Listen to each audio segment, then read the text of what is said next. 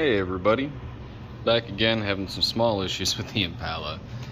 This is from bank 2. You can see where it torched 3 and 5 on the header gasket due to the residue there. So you have not been having a great time, but I'm going to walk you guys through some information I stumbled upon recently concerning header gaskets and some updated hardware. Alright, now that we have both of the headers out and both of the gaskets off, this is off of bank 1. This one looks pretty good, no torch spots.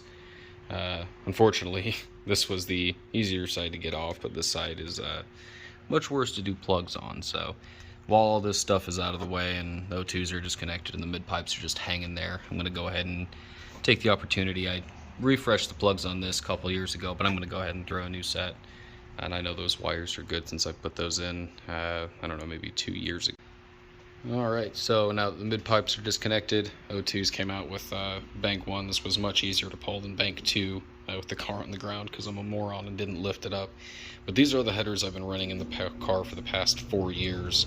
So these are a set of Clear Image Automotive, Gen 2 Tri-Wise. Dan Ferraro made these out of the Northwest. I believe he's in Oregon or Washington State. But he's a really cool guy to deal with. He'll be more than happy to give you advice, but unfortunately he's closed on weekends, which is why I referenced that Rubber City Motoring video that I was talking about earlier.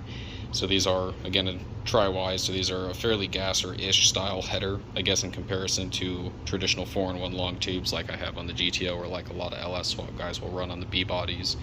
And these aren't necessarily a bad header. These made great mid-range torque, and they definitely picked up power on the high end, and they're substantially lighter than the cast iron ones because these are all nice, fairly light tubed. All the collectors are ball and socket on these, and he does sell connection pipes, which is what I do have in the car, and I believe he sells these as both a catted and a catless option.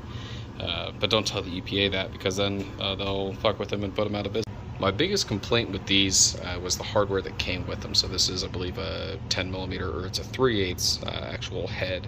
And frankly, even if you use a 12-point, like a closed end of a wrench on it, it's very tight to get against the header. And the flange itself is frankly too big. So that Rubber City Motoring video I was talking about, he actually referenced this. And I know that he unfortunately does not have a lot of subscribers for the quality and the amount of content he puts out and the variety of vehicles he covers and does work on, but he's a very, very good person to look for information. He's got a lot of super period correct parts for these cars.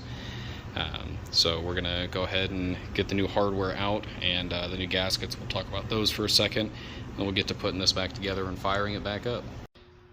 In the meantime, while we're waiting on the hardware though, I'm gonna go ahead and throw a fresh set of TR55s into this. These are a 50,000 scap. Pretty much the same as what the factory recommends for a mostly stock LT1, which is what this is. So we're going to go ahead and do our due diligence as a smart LT1 owner, and we're going to go ahead and whip these plugs out and whip the new ones in. Alright, and here is the new hardware. This is the original stuff. This is the new ARP pieces. The part number is 400-1209.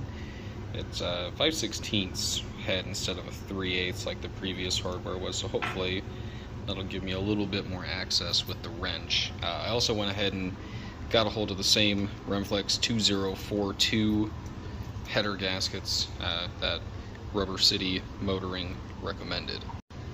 So I'm going to go ahead and get the threads all cleaned up for the headers, and we'll get this back together. Alright, and the headers are back in.